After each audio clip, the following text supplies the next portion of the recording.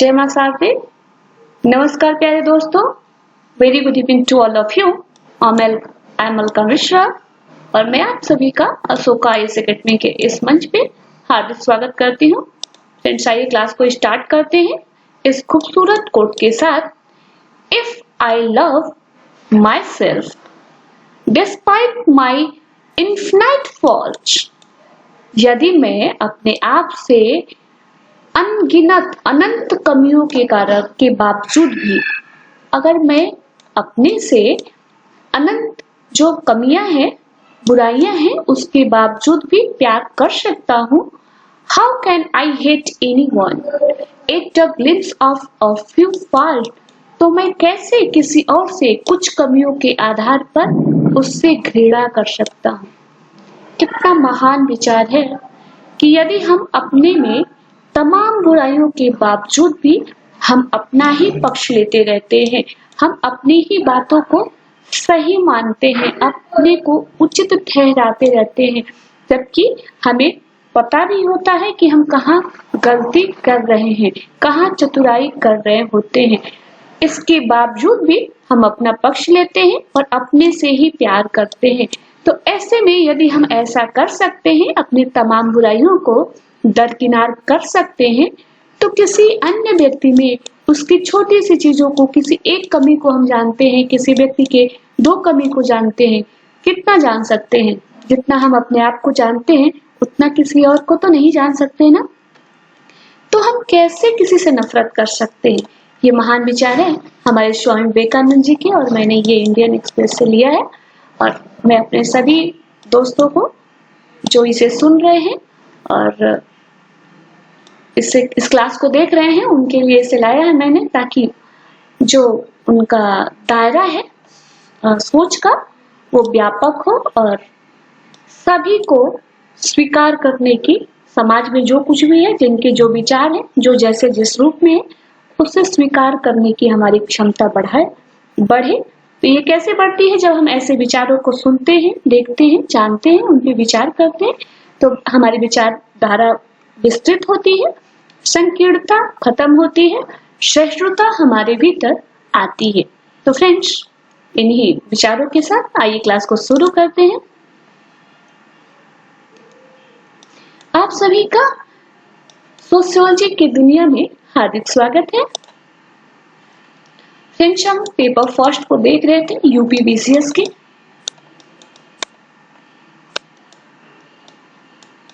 यूपीबीसीएस के लिए paper first के पार्ट ए को देख रहे हैं।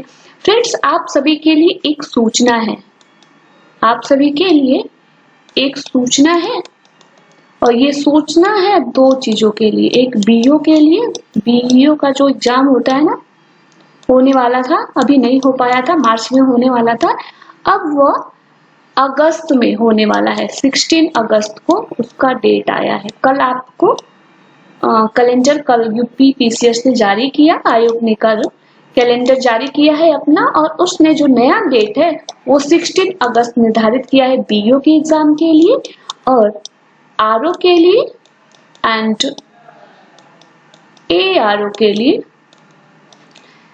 13 सितंबर निर्धारित किया है।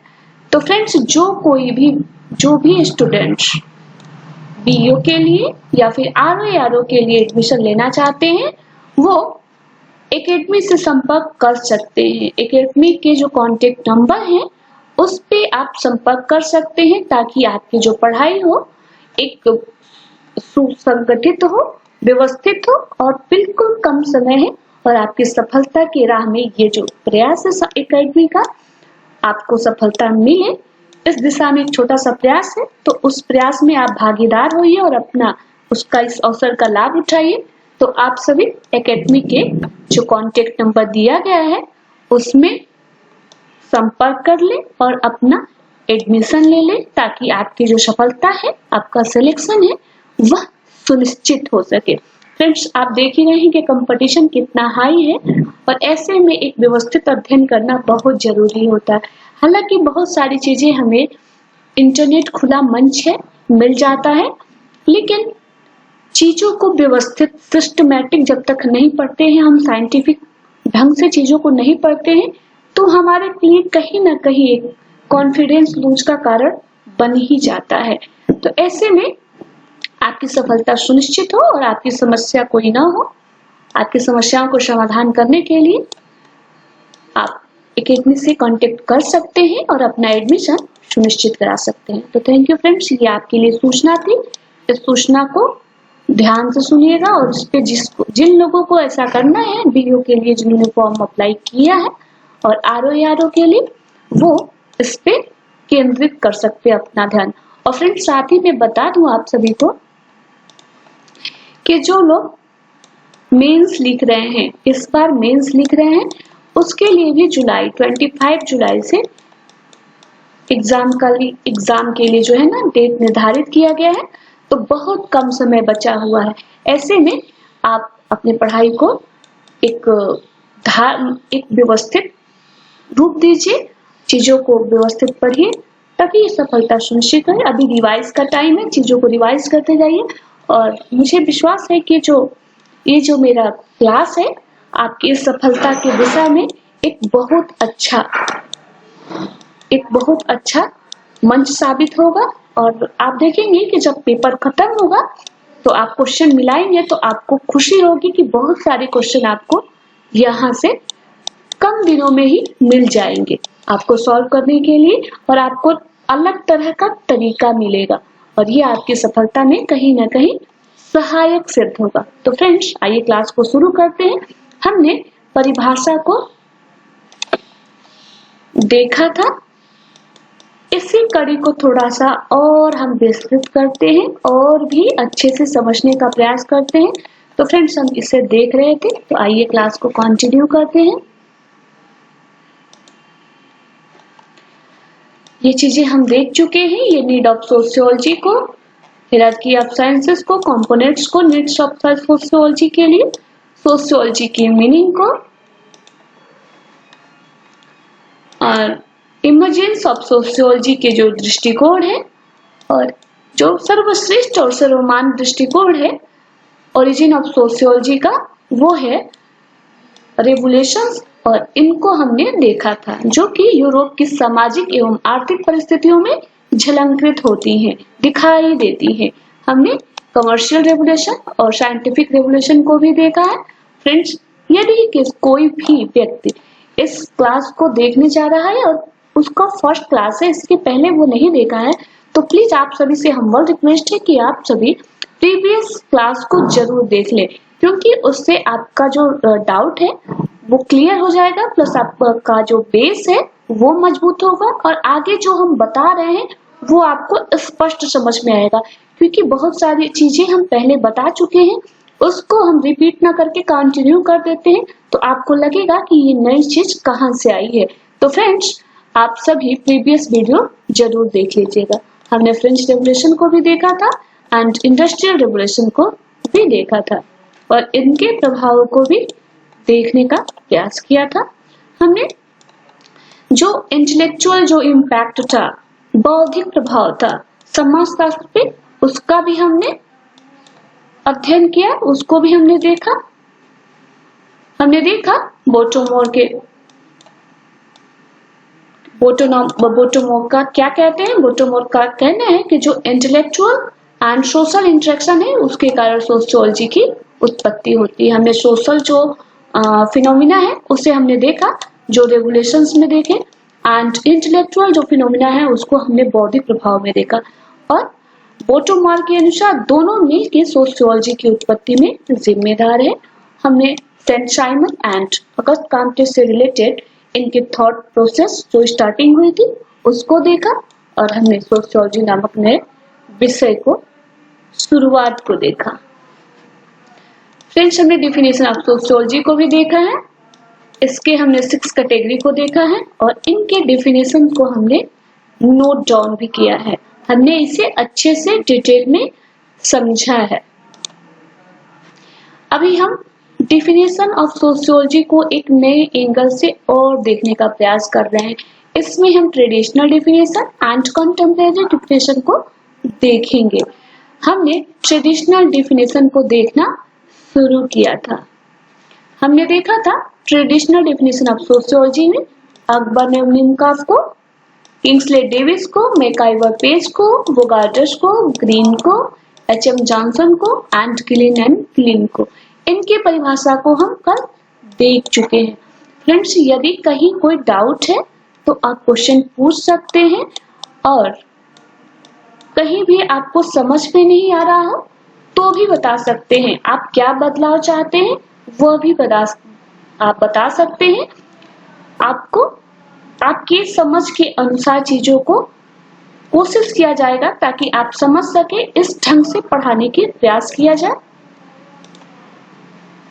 फ्रेंड्स, आज हम डेफिनेशन ऑफ सोशियोलॉजी में व्यूज देखेंगे। ये दो व्यूज है, दो थिंकर्स हैं, एलेक्स इंकल्स एंड एंथनी गिडेंस। इन दोनों विचारकों के व्यू देखने के बाद जो हमारा समाजशास्त्र के जो परिभाषा है उसके प्रति जो हमारा दृष्टिकोण है स्पष्ट हो जाएगा, और हम किसी भी प्रकार से क्वेश्चन पूछे जाए उसे देने में सक्षम हो जाएंगे। तो फ्रेंड्स, आइए हम देखते हैं। आज हम एलेक्स इंकल्स को देखेंगे, हिस्टोरिकल अप्रोच को, एलेक्स इंकल को हिस्टोरिकल अप्रोच को। इसे कहते हैं ऐतिहासिक उपागम।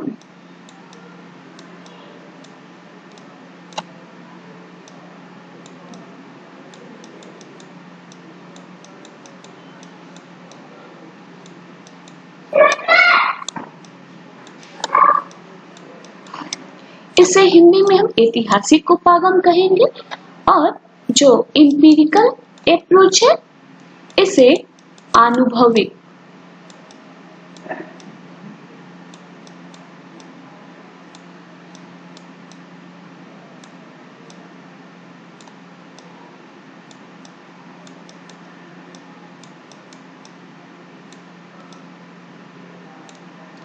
और जो एनालिटिकल अप्रोच है इसे हम विश्लेषणात्मक उपागम कहेंगे।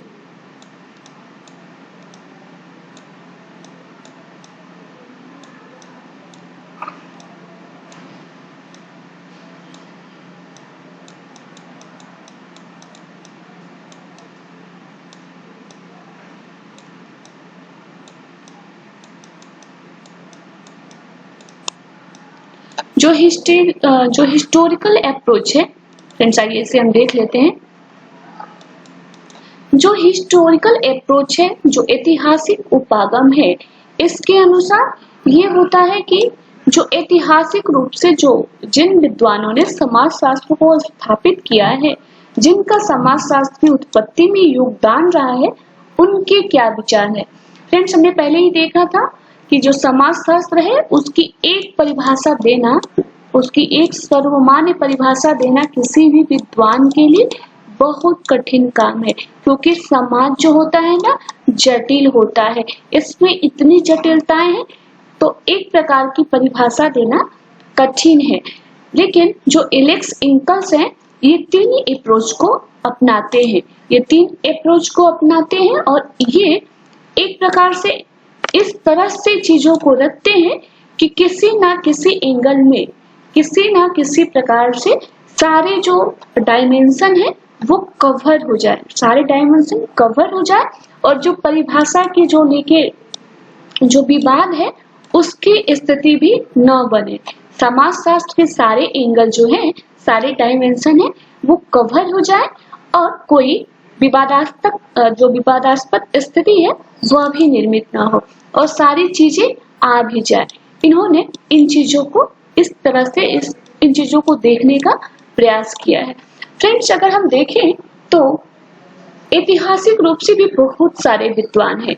ऐतिहासिक रूप से जो समाजशास्त्र है इसके उत्पत्ति में बहुत सारे विद्वानों का योगदान रहा है।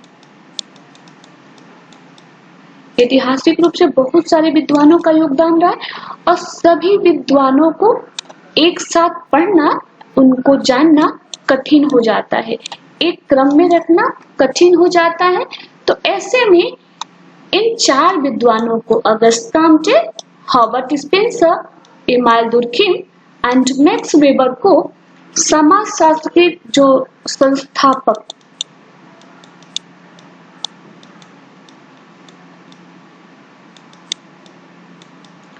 इनको समाजशास्त्र के संस्थापक में फाउंडिंग फादर ऑफ सोशियोलॉजी के रूप में इन्हें मान्यता दी गई है।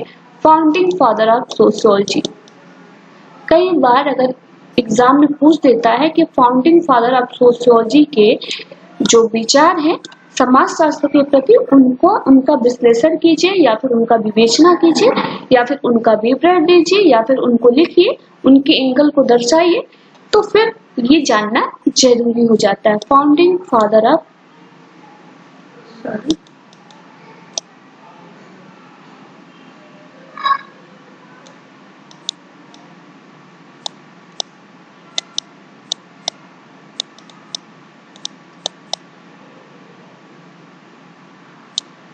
तो फाउंडिंग फादर ऑफ सोशियोलॉजी में हम 4 विद्वानों को पढ़ेंगे। इसमें आते हैं अगस्त काम्टे।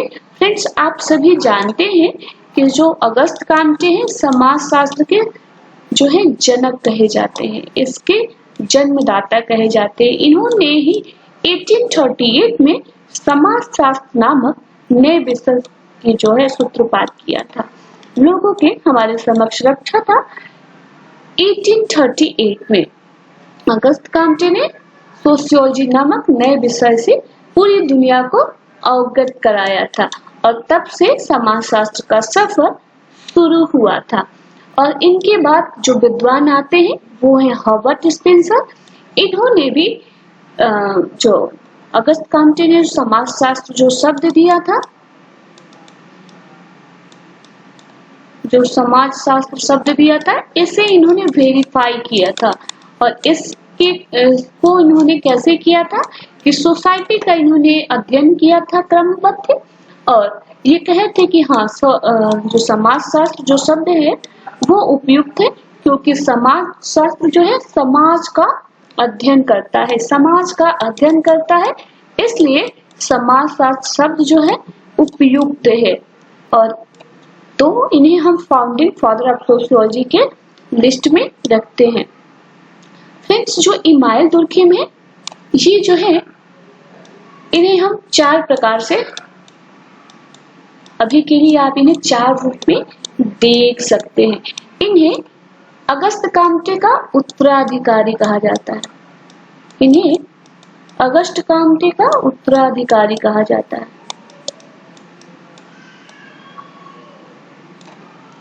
इन्हें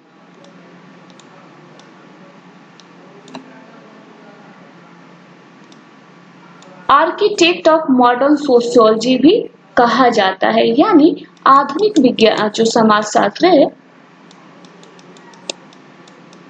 आधुनिक समाजशास्त्र का वास्तुकार भी कहा जाता है। इन्हें modern principal architect of modern sociology, principal architect of modern sociology भी इन्हें कहा जाता है, इमाइल दुर्खिम को। और ये अकादमिक समाजशास्त्र के, अकादमिक समाजशास्त्र जो है ना, आप अकादमिक का मतलब समझ रहे होंगे, शिक्षा दीक्षा जो शुरू हुई है, तो अकादमिक समाजशास्त्र के जनक कहे जाते हैं।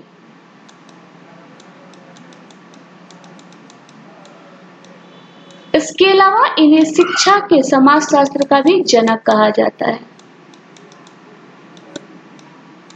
शिक्षा के समाजशास्त्र का जनक भी कहा जाता है।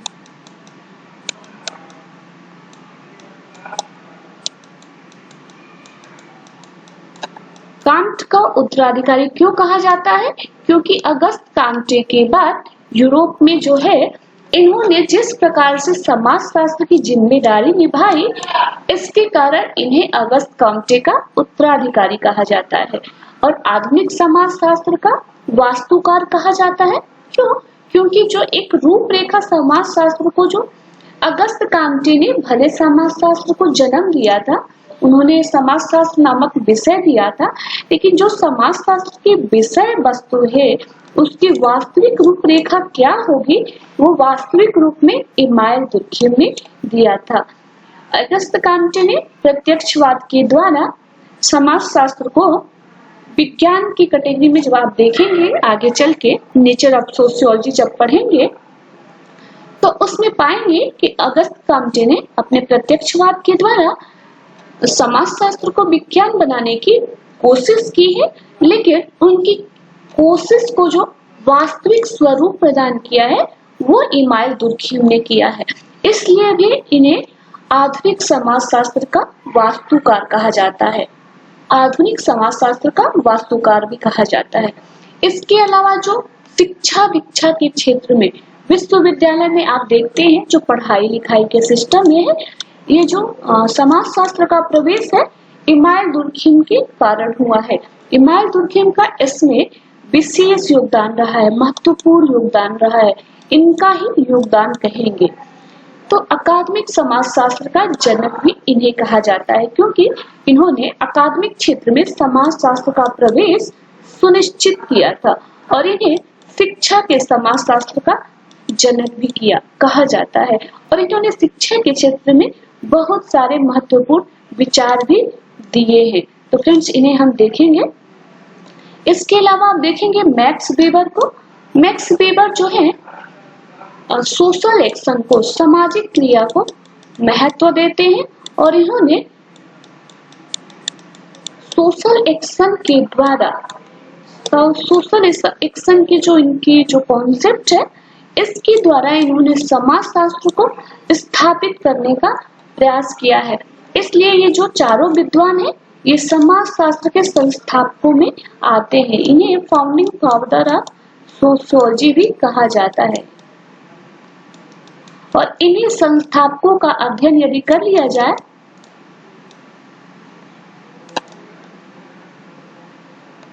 तो अब हम समझते हैं हिस्टोरिकल अप्रोच यानी ऐतिहासिक उपागम, यानी ऐतिहासिक दृष्टिकोण से देखने का प्रयास। तो समाजशास्त्र को ऐतिहासिक रूप से कैसे देखा जाएगा? तो जहां से समाजशास्त्र की उत्पत्ति हुई है उस समय के जो विद्वान हैं उनका क्या योगदान है वो हिस्टोरिकल अप्रोच में यानी ऐतिहासिक उपागम में देखेंगे। फ्रेंड्स इतिहास में बहुत सारे विद्वान हैं, लेकिन हम सबका अध्ययन नहीं करेंगे, वो साइंटिफिक नहीं हो पाएगा, वो बर्डन के रूप में हो जाएगा। इस समस्या से बचने के लिए 4 विद्वानों को समाजशास्त्र के संस्थापकों में रखा गया है और इनके ही विचार को जान के ऐतिहासिक उपागम को पूरा किया जाता है। इन्हीं को देख के ऐतिहासिक उपागम को पूरा किया जाता है। तो फ्रेंड्स हम आइए अगस्त कॉम्टे के विचार को देखते हैं। अगस्त कॉम्टे जो है समाजशास्त्र को प्रगति एवं व्यवस्था का विज्ञान मानते हैं। समाजशास्त्र को प्रगति एवं व्यवस्था का विज्ञान मानते हैं। फ्रेंड्स आप इसे नोट कर लीजिएगा, क्योंकि अगर आप नोट कर लेंगे तो आपको रिवाइज करने में आसान होगा, याद करने में, मेमोराइज करने में आसान होगा। और यह बहुत जरूरी है क्योंकि बेसिक चीजें हैं और बेसिक चीजों को तब तक हम नहीं जान सकते जब तक हम थोड़ा बार बार पढ़े नहीं, उनको बार बार मेमोराइज ना करें, रिवाइज ना करें। फ्रेंड्स थोड़ा सा इसमें थोड़ा बोरिंग लगता होगा आपको कि चीजें बार बार जब हमें सिंपल चीजें बार बार नहीं दिखाई देती है, थोड़ी जटिल लगने लगती है तो थोड़ा बोरियत लगता है। जब बार बार चीजें कॉन्सेप्ट के रूप में आती है ना तो हमें थोड़ा सा बोरियत लगता है। लेकिन फ्रेंड्स ये हमारी मजबूरी भी है, यदि हम सोशियोलॉजी पढ़ रहे हैं तो कुछ चीजों को हमें जानना चाहिए, जानना ही होता है, कुछ चीजों को हमें जानना होता है और कोई बुराई नहीं है, कुछ चीजों को तो हमें याद करना होता है। और जब आप किसी भी चीज के बेसिक चीज को जान जाते हैं, आपको बेसिक में थोड़ा टाइम भी लगता है, जब आप बेसिक आप जान जाते हैं तो फिर बाद की चीजें हैं ना वो वेरी सिंपल हो जाती हैं आपके लिए। और वैसे भी हमारा जो सोशियोलॉजी का जो सिलेबस है ना वो वेरी सिंपल है, बहुत सिंपल है, बहुत छोटा है, स्कोरिंग है, आसान है, हमारे लिए समझने में आसान है, हम उसे समझ सकते हैं और इसके अलावा उसे हम आसानी से लिख भी सकते हैं, बहुत ज्यादा जटिल नहीं है। हालांकि अगस्त कॉम्टे ने इसे जटिल कहा है क्योंकि समाज की प्रवृत्ति जटिल है, इसलिए समाजशास्त्र को जटिल कहा है, न कि समाजशास्त्र सच में जटिल है। क्योंकि समाजशास्त्र जटिल नहीं है, क्यों? क्योंकि हम कुछ ना कुछ समाज के बारे में जानते हैं, और जब समाज के बारे में जानते हैं तो वो हमारा कॉमन सेंस है। लेकिन जब हम उसमें अप्रोच जो है सोशियोलॉजिकल अप्रोच लगा देते हैं, समाजशास्त्रीय दृष्टिकोण डाल देते हैं, अपना हम दृष्टिकोण चेंज करते हैं, तो हमारा जो आंसर होता है वो सामान्य नहीं होता है, वो समाजशास्त्री होता है। जो हमारा दृष्टिकोण समाजशास्त्री हो जाता है तो हमारा देखने का जो नजरिया है वह चेंज हो जाता है। फ्रेंड्स, इन सब चीजों को हम पहले ही चर्चा कर चुके हैं। तो आज हम अगस्त कामटे को देखेंगे कि इनका समाजशास्त्र के प्रति क्या विचार है, और फाउंडिंग फादर है ये। उसके अलावा फाउंडिंग फादर ऑफ सोशियोलॉजी के अलावा ये फादर ऑफ सोशियोलॉजी भी है, यानी समाजशास्त्र के जनक भी हैं। इसलिए इनकी परिभाषा बहुत ही महत्वपूर्ण हो जाती है। तो समाजशास्त्र को इन्होंने प्रगति एवं व्यवस्था का विज्ञान माना है, प्रगति एवं व्यवस्था का विज्ञान माना है। ये कहते हैं कि समाज की दो विशेषताएं होती हैं, समाज की दो विशेषताएं होती हैं। इन्होंने समाजशास्त्र में जो सामाजिक संस्थाएं हैं, सामाजिक संस्थाएं हैं, उनकी दो विशेषताओं को बताया है। एक बताते हैं सामाजिक स्थिरता,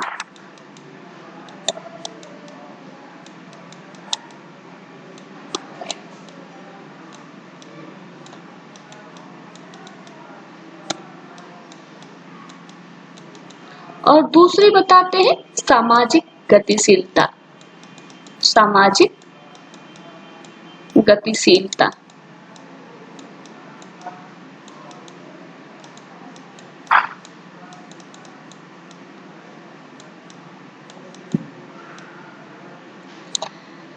अगस्त कामटे के अनुसार जो सामाजिक संस्थाएं होती है ना, उनमें स्थिरता पाई जाती है, लेकिन वो परिवर्तनशील होती है, वो उनमें निरंतर परिवर्तन होता रहता है।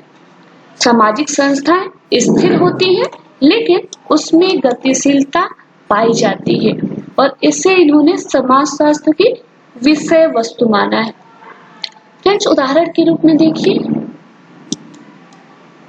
जो विवाह नामक संस्था है, विवाह नामक जो संस्था है वो पहले भी था और आज भी है। तो मतलब इसमें स्थिरता आपको मिल जाएगी। पहले भी विवाह होता था और आज भी विवाह हो रहा है, लेकिन इसमें गतिशीलता कैसे देखेंगे कि जो विवाह का तरीका था, जो विवाह का स्वरूप था, उसमें परिवर्तन हो रहा है। जब हम मैरिज चैप्टर को देखेंगे तो आप बहुत सारे डायमेंशन देखेंगे, विवाह के बहुत सारे प्रकार देखेंगे, इसके जो डायमेंशन है, बहुत सारे एंगल्स हैं, उसको देखेंगे तो आपको और ज्यादा चीजें क्लियर हो जाएंगी। तो फ्रेंड्स, मैंने एक उदाहरण के रूप में, एग्जाम्पल के रूप में आपको बताया है, ताकि आप विवाह को अपने आसपास होता हुआ देखते हैं और अपने पूर्वजों से, अपने बड़ों से सुनते हैं और भविष्य की कल्पना भी करते हैं कि भविष्य में विवाह कैसा होगा। और अभी जो कोविड-19 चल रहा है, तो इसके दौरान भी विवाह पर बहुत सारे इफेक्ट पड़े हैं। हालांकि कोविड-19 का इफेक्ट तो सभी पहलुओं पर पड़ा है, लेकिन विवाह पर भी पड़ा है। तो आपने देखा है इसे, तो मैं इसलिए इन चीजों को एग्जाम्पल बनाती हूँ ताकि आपको चीजें स्पष्ट समझ में आ जाएगी। तो विवाह तो स्थिर है क्योंकि पहले भी पाया जाता था, समाज में विवाह होता था और आज भी होता है, लेकिन इसके स्वरूप जो है वो परिवर्तित होते रहे, चेंजिंग, उसमें आप बहुत सारे चेंजेस को देखेंगे। जो विवाह के स्वरूप है उसमें बहुत सारे परिवर्तन देखेंगे, इनके तरीकों में परिवर्तन देखेंगे। विवाह करने के जो तरीके हैं उसमें बहुत सारे परिवर्तन आए, चाहे वह किसी भी समाज का विवाह हो, चाहे वह हिंदू समाज का विवाह हो या फिर इस्लाम समाज का हो या फिर किसी भी और समाज का विवाह हो, उसमें तरीकों में कहीं ना कहीं जो आधुनिकीकरण है, जब आधुनिकीकरण का युग आया उसका परिवर्तन पड़ा, वैश्वीकरण का प्रभाव पड़ा है। बहुत सारी चीजों को अब समय के अनुसार, आवश्यकता के अनुसार चीजों को परिवर्तित किया जाता रहा है।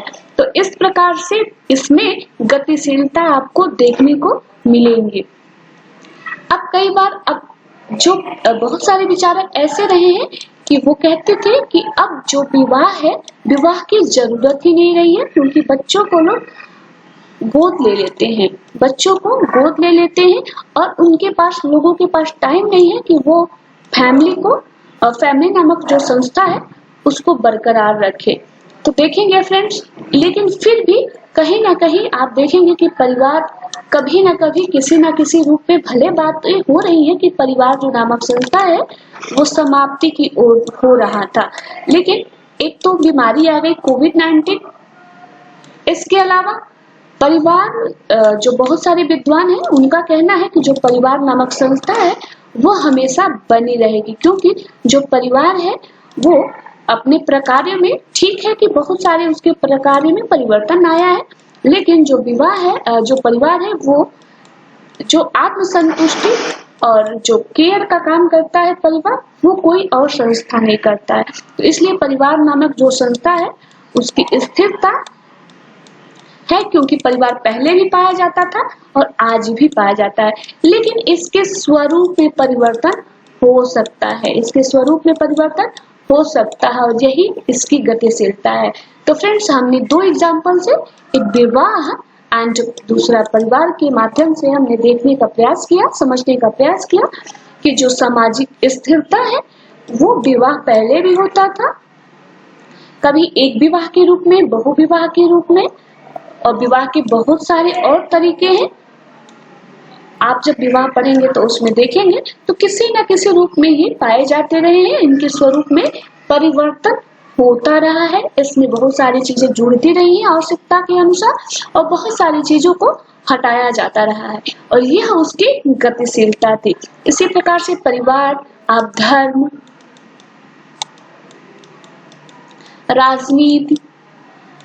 राजनीति के रूप में भी देख सकते हैं। फ्रेंड्स, अब ई सम्मेलन हो रहा है, ई सम्मेलन, और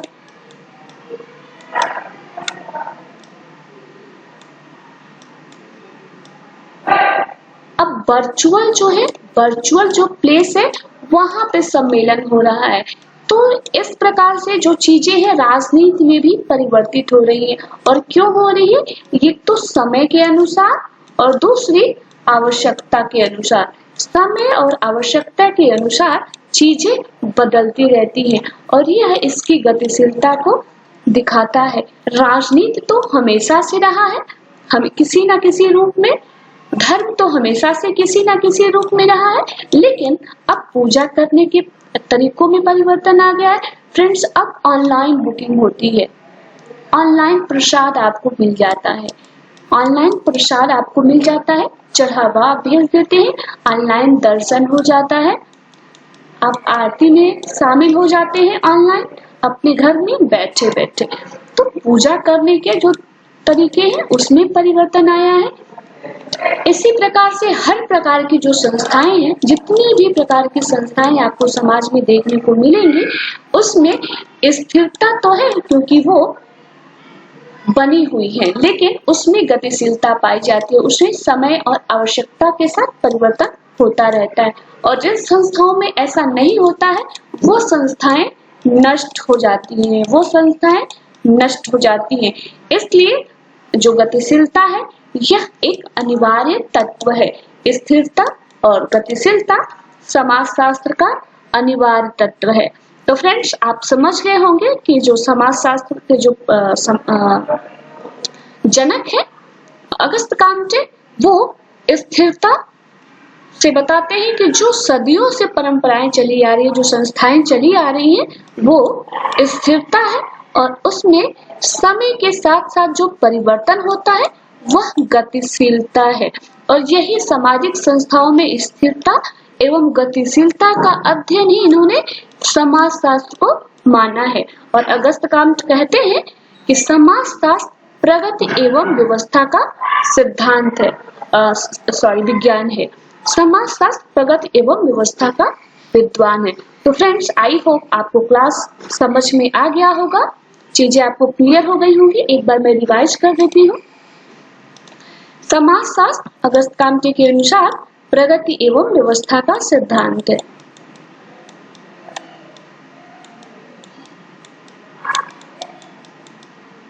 प्रगति एवं व्यवस्था का सिद्धांत मानते हैं और इसमें सामाजिक स्थिरता